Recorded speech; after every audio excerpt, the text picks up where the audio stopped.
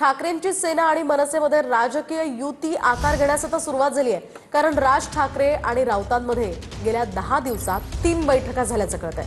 दोघांच्या युतीत पवारांच्या एनसीपीला घेता येईल का या संदर्भातली सुद्धा चाचपणी सुरू आहे। तर शरद पवार आणि राऊतांमध्ये परवा ही बैठक झाल्याची माहिती आहे। त्यामुळे एकूणच आगामी महापालिका निवडणुकीमध्ये ठाकरे बंधू एकत्र दिसणार आहेत असं जवळपास निश्चितच मानलं जातंय।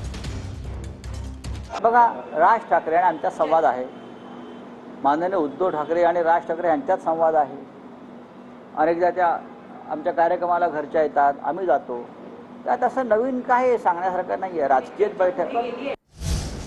तर या संदर्भात आपण अधिकची माहिती जाणून घेऊयात आमचे प्रतिनिधी दिनेश दुखंडे यांच्याकडून। दिनेशजी, आपण पाहतोय एकूणच आगामी काळामध्ये ठाकरे बंधू पुन्हा एकदा एकत्र दिसू शकतात, एकूणच युती होऊ शकते अशी चर्चा आहे। राऊतांच्या राज ठाकरेंसोबत 3 बैठका झाल्याचं कळतंय। काय अधिकची माहिती या संदर्भात?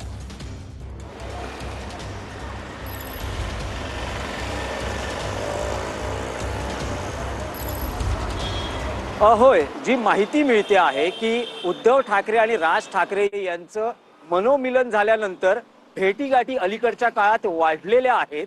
पण शिवसेना उभाठा आणि मनसे यांची राजकीय युती अधिकृतपणे कधी घोषित होणार याबद्दल उत्सुकता असताना जी माहिती सूत्रांकडून मिळते ही युती घोषित करण्यासाठी आणखी काही काळ वाट बघावी लागेल।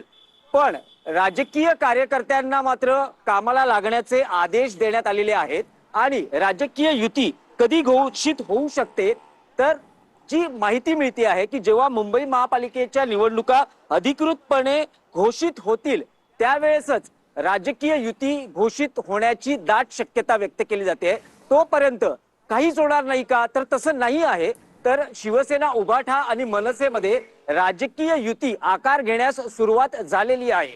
त्याची पुष्टी यासाठी मिळते की गेल्या 10 दिवसात राज ठाकरे आणि संजय राऊत यांच्यात जवळपास 3 बैठका झाल्यात। स्वतः संजय राऊत यांनी राज ठाकरे यांचं निवासस्थान शिवतीर्थ इथे त्यांची प्रत्यक्ष भेट घेऊन राजकीय युती संदर्भात बोलणी सुरू केल्याची माहिती खात्रीलायक सूत्रांकडून कळते आहे।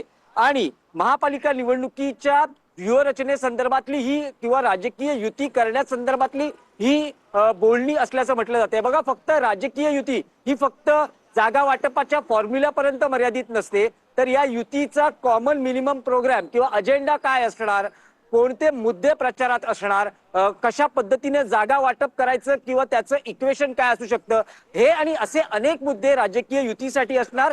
शिवसेना आणि मनसेमध्ये कोणी आणखी एक नवा भिडू घ्यायचा का, असे अनेक मुद्दे या बोलणीमध्ये असतात। आणि स्वतः संजय राऊत हे राज ठाकरे आणि उद्धव ठाकरे यांच्यात मध्यस्थ किंवा दुवा म्हणून बोलणीचं काम करतात। आपल्याला बघितलं की राजकीय युतीच्या आधी मनोमिलनासाठी सुद्धा संजय राऊत यांच्या माध्यमातून निरोपांचं आदान प्रदान किंवा देवाणघेवाण झाली होती। आता जी माहिती मिळते दोन्ही पक्षांकडून महापालिका निवडणुकांसाठी स्थानिक जे नेते आहेत ते जागा वाटपाची बोलणी करणार असल्याची माहिती मिळते।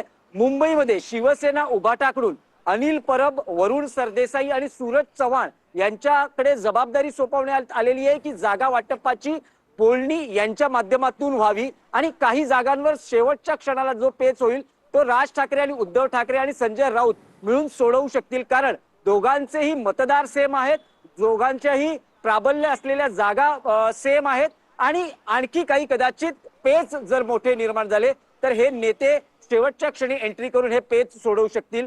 ठाण्यामध्ये राजन विचारे आणि केदार दिघे आणि काही स्थानिक नेते आहेत। पुण्यात वसंत मोरे, आदित्य शिरोडकर आणि काही स्थानिक नेते आहेत। असे शिवसेना उभाटाकडून या सगळ्या कमिट्या स्थानिक स्तरावर स्थापन केल्या गेलेल्या आहेत। मनसेकडून जर तयारी म्हणायची जर झाल्यास मनसे नेते अमित ठाकरे यांनी 2 दिवसांपूर्वी मुंबईतील विभाग अध्यक्षांची विभागवार बैठक घेतली होती आणि प्रत्येक वॉर्डचा त्यांनी आपल्या विभाग प्रमुखांकडून आढावा घेतला। त्यात मनसेचे कोणते प्राबल्य असलेले वॉर्ड आहेत, राजकीय युती कशी करता येऊ शकते, कोणत्या जागा आपण मागायच्या झाल्यास आपली बलस्थानं काय आहेत याची चाचपणी मनसे नेते अमित ठाकरे यांनी केलेली आहे। स्वतः राज ठाकरे यांनी गेल्या 2 दिवसात शहर अध्यक्ष संदीप देशपांडे आणि उपशहर अध्यक्ष यांच्याशी संवाद साधून मुंबईतील कोणत्या जागा आपण मागू शकतो शिवसेना उभाटाकडून याची चाचपणी केली आणि त्यांच्याकडून एक यादीही या जागांसंदर्भातली मागितलेली आहे।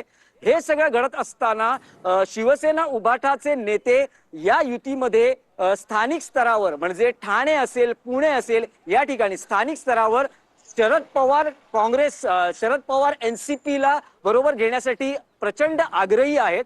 ठाण्यामध्ये तशी बैठकही पार पडलेली आहे आणि पुण्यामध्येही तीच भूमिका, आग्रही भूमिका शिवसेना उभाटाच्या कार्यकर्त्यांकडून घेतली जाते आणि नेत्यांकडून घेतली जाते. त्यांचं असं म्हणणं आहे की शरद पवार यांची NCP या युतीमध्ये आल्यास आपली राजकीय ताकद आणखी वाढू शकेल आणि आपल्याला निवडणुकीत चांगले अधिक परिणाम पाहायला मिळू शकतात.